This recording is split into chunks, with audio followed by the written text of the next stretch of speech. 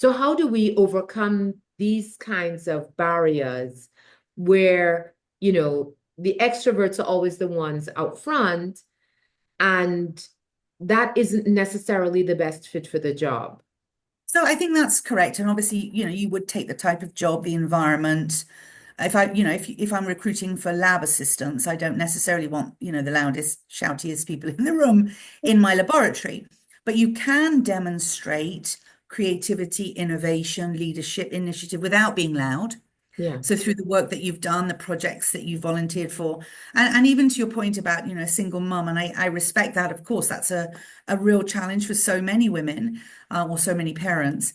But maybe at school, she was captain of the football team or she was in their interact club at school. So it shows me that there was in some way that individual, enjoys volunteering or enjoys being involved in team activities.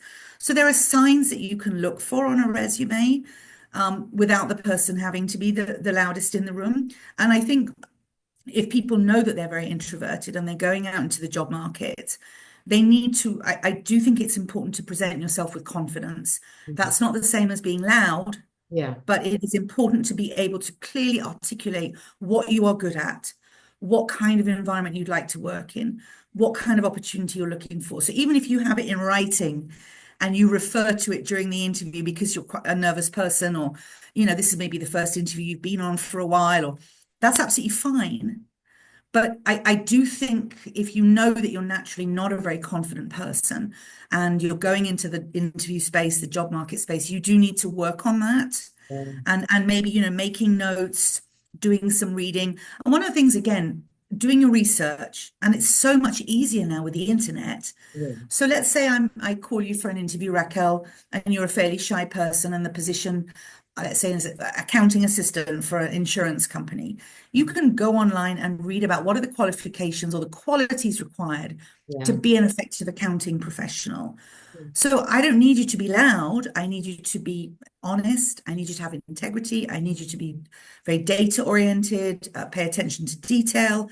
And so you can express that in the conversation, but you've done your research to know that's what that job requires.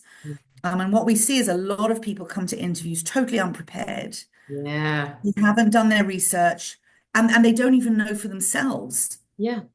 what, and it's okay to be interested in 10 things. It's okay to, want not really be sure, but you should know what you're good at.